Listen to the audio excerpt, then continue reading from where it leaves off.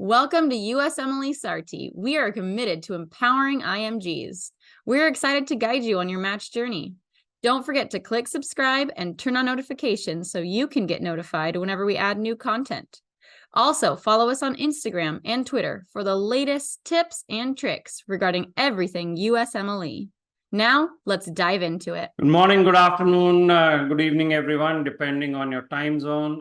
We have a special guest today, Dr. Saad, who most of you know has been the most prolific partner we have, the most responsible, and someone who really wants to see students match. We've been working with him for the past 5 years. He must have done more than 1,000 of Sarthi students in terms of helping them match through the very extensive rotations program that they run. We also have his operations manager, Michael, who leads the day-to-day when you get to rotate with him. So welcome, Dr. Saad, and welcome, Michael. Thank you, Pawan, for having us. So, Dr. Saad, let's start with a bit of introduction about you for some of our students who are new to the USMLE journey. So why don't you talk to us a bit about how your experience has been since you graduated and why you started helping IMGs in their rotations? Yeah, sure. Thank you for having us, Pawan. Good morning to all the students listening. Mike, good morning. I graduated residency and opened my practice in 2016. My first student that rotated with me was 2017. And we've been doing this now for maybe almost 8 years. We started with a couple international graduate students locally who were medical students in the Caribbean, who were from the Metro Detroit area. I did it as a favor, actually. They needed to set up their own rotations for med school. And I really thought that those students brought an extra touch to the clinic of academics and teaching. Because I enjoy teaching, I enjoy academics, I enjoy rounding with students. And since I was outside of, at the time I was an outpatient provider, it was a little difficult to get these students. So when I was able to get the students in the clinic and rotated with the foreign graduates, it really made a difference. I enjoyed it. They enjoyed it. We rounded together. We seen patients together. And slowly I connected with Mike a year or two later, and then we connected with you, Pawan. We were able to build a program in the Metro Detroit area.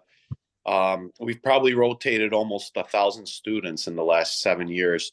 Now, it's not just myself. We have other providers who have teamed up with us because I've sort of explained to them the benefits of having students rounding with you, what you could do with them, what you could teach them, how they could shadow you, and how they could learn. And we can help medicine grow because medicine is a very important field, and whatever we learn, we need to teach it to others. And so I think, Mike, how many doctors do we have? Like 10 doctors right now that up with us. We have about 10 in different specialties ranging from OB-GYNs, general surgery to pediatrics to family medicine. And they're very good, well-respected physicians in the hospital systems in our local area. And they enjoy taking the students, and we've had a good relationship going, like I said, over almost 8 years. Yeah. Thank you. Thank you very much, Dr. Saad. Now, obviously, you have a lot of affiliation, say with Beaumont, now Corwell, and you connect with so many other program directors. So what do these programs, the residency programs, expect from IMGs? What should they be learning as part of this US clinical experience? Yeah, so what do they expect as IMGs? Are you talking about the rotation itself, like what to expect? Yeah, so when a program director looks at the CV of an IMG and an IMG says, I've done 2 months, 3 months, 4 months of US clinical experience, what are the program director? Very, very good question. Yeah, that's a good question. So one of the physicians actually who's in my network of physicians is a program director. And I've spoken to her and other program directors locally about, what they look for in applicants. And what our rotation helps give is familiarity within the U.S. healthcare system. So if somebody is coming from a different country and they've never experienced what the U.S. healthcare system is about, whether the hospitals, the clinic workflows, the patient standards, the EMRs, which is electronic medical record, our rotation helps give them a foundation. So if they interview for a residency spot, they're able to say, no, I've been in the hospital system. I've been in an outpatient clinic. I've used an EMR. I know what patients expect. So that's one thing. It'll also help with their clinical skills development.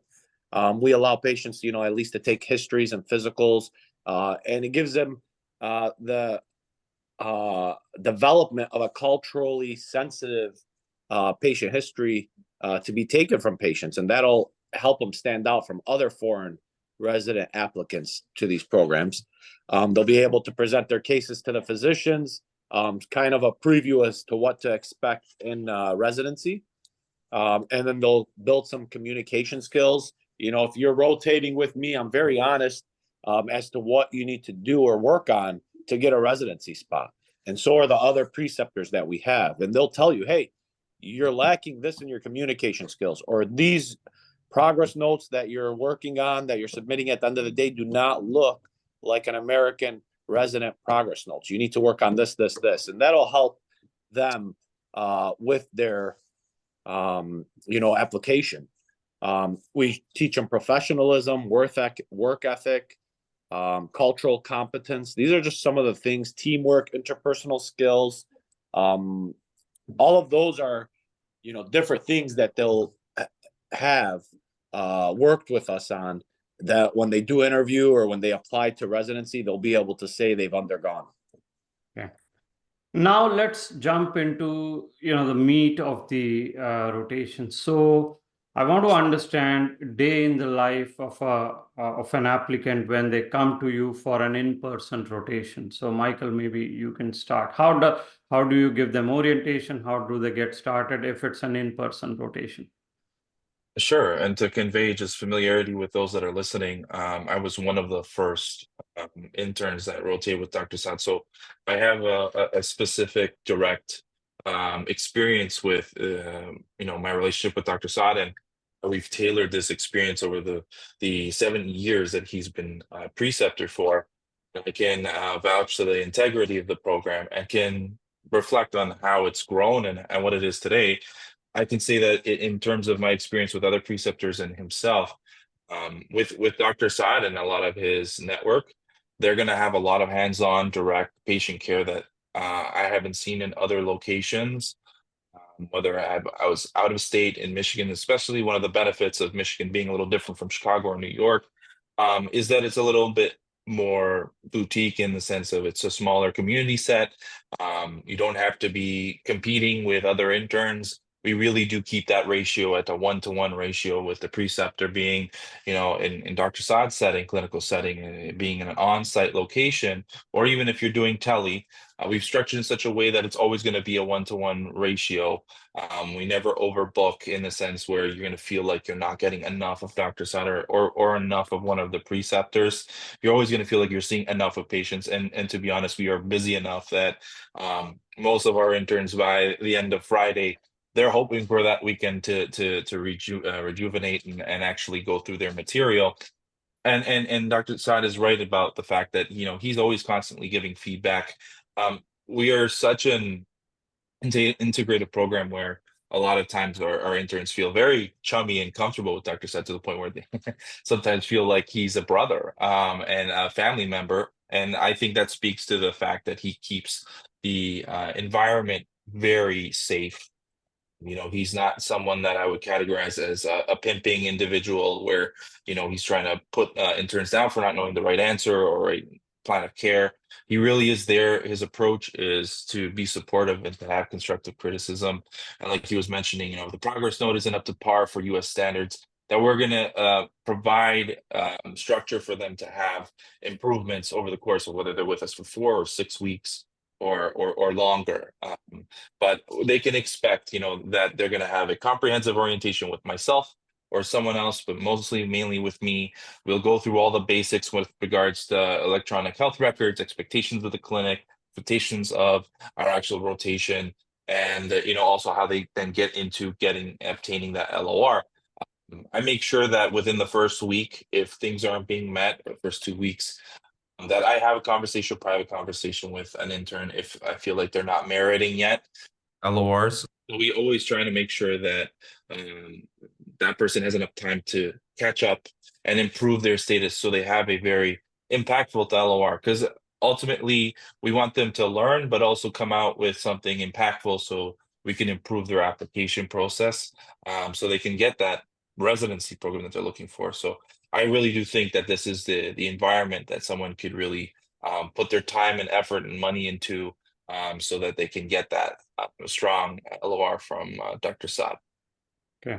So, one of the questions I had is, some of them can get 3 LORs. So, internal medicine and family medicine rotations combo have 3 LORs. And a lot of students are curious in knowing how can they get these 3 LORs.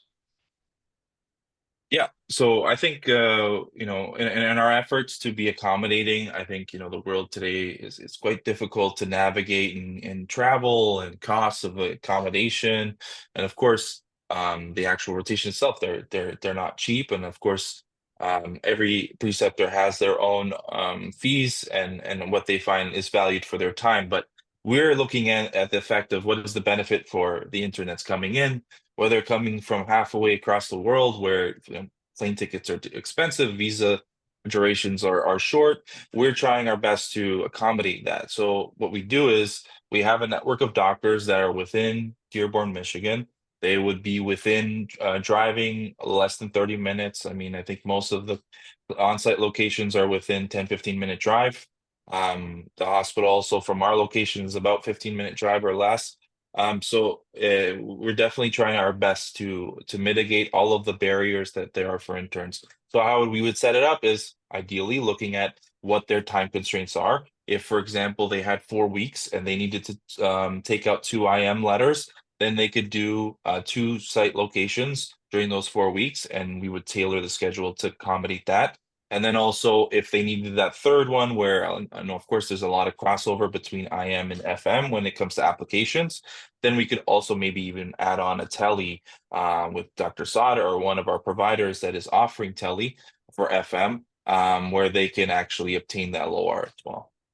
Okay. Now, tell us about pure tele-rotation. So someone sitting in India or Pakistan or other countries cannot travel, does not have finances for traveling, or didn't get the visa. How does the tele-rotation work? I can jump in and tell you about the tele rotation because I'll be the preceptor on the tele rotations. We've perfected a way to do tele rotations, and I think Pawan, you've asked us numerous times, the details so you can help other preceptors do it in your network. So what we do is we have a computer in every exam room, and it's linked to the student in his country. And it's almost like a Zoom link where they're on the screen and they're talking to the patients and they're talking to the provider, myself, the preceptor, and the case is discussed as if they're in the room. The only thing they can't do is the physical exam. And then what we've done is we've allowed the students to work on progress notes by giving them access to, our notes to type up. And then at the end of the day, they submit them to me and I review them. And I truly grasp if they've understood the subjective, the assessment, the plan of that nature. And while we're in the exam rooms, we'll talk. Like I'll have a patient with high blood pressure. I'll say, I'm going to start her on a blood pressure medication. The patient's listening in, and I'll ask the student, what med would you recommend? And I'll quiz the student in the room, and I'll do a little teaching, and the patients enjoy it because they get taught as well. So you can imagine it's similar to a hands-on rotation, except physically you're not there. And I think that's going to be the future in a lot of aspects of medicine, whether it's a rotation or even going to the doctor in a remote area. You go on Zoom and you're doing everything except for the physical. Thanks. And I think that's really a unique experience. It's not a Google meeting that I know there's a lot of offerings out there where it's There's just a session with the provider, and they just talk about imaging results and this patients they saw that day, and they didn't have a direct exposure. We're offering direct live exposure to our patients. You're going to have collaborative exposure with our providers, Dr. Saad, in the room while the patient's there, while you're going to be performing HPI review systems. Really, like he said, the only difference is you're not there physically and to do a physical exam. Not to say that you can't engage in there and maybe mention to Dr. Saad, hey, maybe I would want to actually do an oscillation percussion of the heart and lungs there, just because I felt like maybe there were some URI symptoms. Just wanted to check if there was any lymphadenopathy as well as cervical chain. Those things can still be communicated even though you're not there to do a physical exam, and can express to the provider, to Dr. Saad, that, okay, he's aware that he or she is aware that they got to follow up on a physical exam. So those things still can be communicated. And, the world is changing. There can be some changes too going on with immigration. I think this resource is going to be here to stay. It was a reaction to COVID that we created it. So it's been here for 5 years now at this point almost. So we've worked out the kinks. We really do have a really good, unique offering here for telemedicine. So, Michael, on an average, how many patients can a student expect to see in a week? I know these numbers vary, but how many patients can they expect just on an average? For Dr. Saad's clinic specifically, it can range from 60 to 100 patients. He has the benefit of having not only a walk-in, but also structured appointments in his clinic.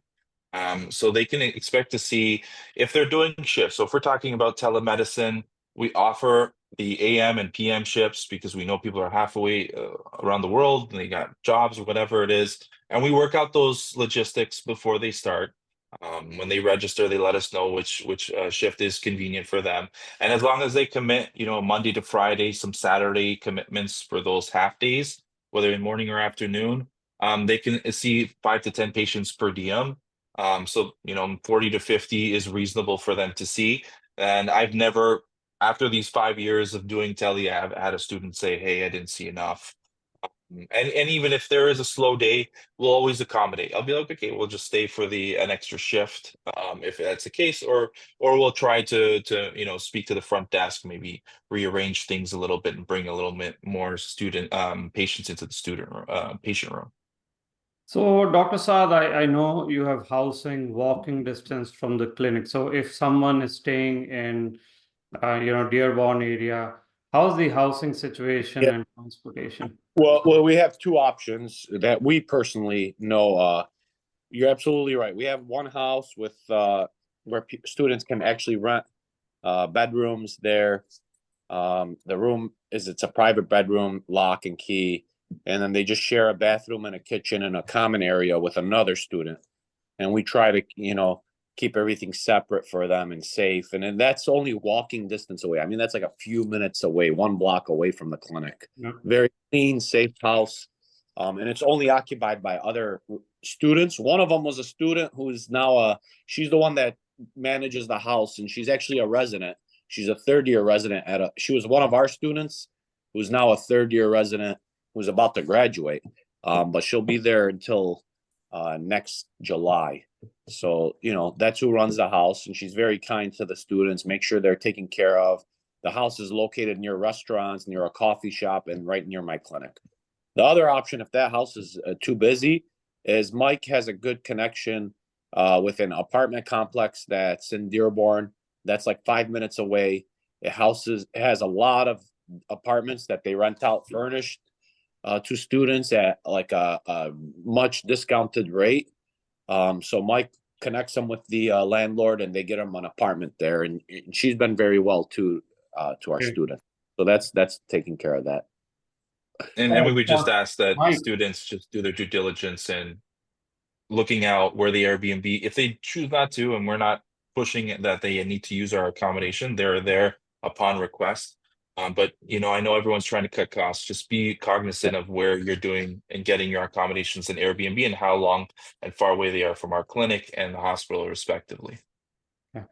And so, Mike, maybe you can also tell them, those coming in December, January, weather is not that kind on the Midwest, East Coast. How can they prepare for this harsh weather? Yeah, I mean, This isn't Miami. Not to say that it's going to be a blizzard, So but no, expect the worst, Miami have snow coming. So I would say expect for the worst and hope for the best in terms of weather. But it's always better to be prepared. So you gotta bring a jacket, you gotta bring boots. It's hard sometimes if you're traveling across and a weight's a factor, then you can easily go to some variety stores here that you can go to Walmart here too, or Kroger's or Myers that would have something on the cheap where you could stay warm if you can't cross over with it. But definitely be prepared for that weather when you're coming in for the winter months. Okay. Dr. Saad, what type of patients in terms of pathology, in terms of demographics, what kind of patients can a student expect to see? oh, This that's a good question. Well, the good thing is we are primary care internal medicine. Our socioeconomic status is a little lower. So we see all types of chronic disease, diabetes, hypertension, heart failure, COPD. We also have, I'm board certified in addiction medicine. So you get some patients with addiction, and that makes the rotation even more unique. So those patients usually have comorbidities. And so along with their addiction, whether alcohol or opioids, they'll have multiple other medical problems that we manage. Very complex, a lot of medications they're on. And we have our own in-house lab, and we do our blood work, and we have we are able to manage, pretty much every disease. So you get a lot of different pathology that they're seeing in the clinic. And when it comes to the letters of recommendation, so they are on hospital letterhead, correct? Correct, yes. Okay. Now, let's just summarize, Dr. Saad. Why should a student join your rotations? What are the advantages? That's a good question. There's so many different ways to answer that question, right? But we've been doing this for over 7 years. And I think if I had to highlight some things that this sets us apart, is it's just a unique experience. Most rotations are not getting this, hands-on with the preceptor in the clinics, in the hospital settings, through tele-rotations.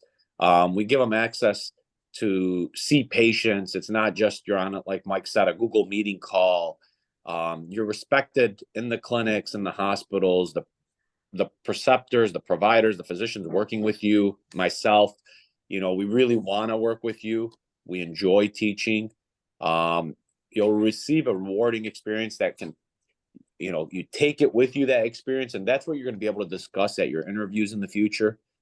It's a difficult process, but it's a truly rewarding one, going through the whole interview process, getting into residency. And our rotation, I think, is a building block for you to get into residency because of the LORs, the doctors you're working with, the system you're in, the patients you're going to see. All of that's going to allow you to have some confidence when you go to a interview with a program director and he asks you, so what would you do in this scenario? Most likely you've been in that scenario because you were in a rotation with me and you've seen that patient and you've seen that medical problem and you've experienced that issue.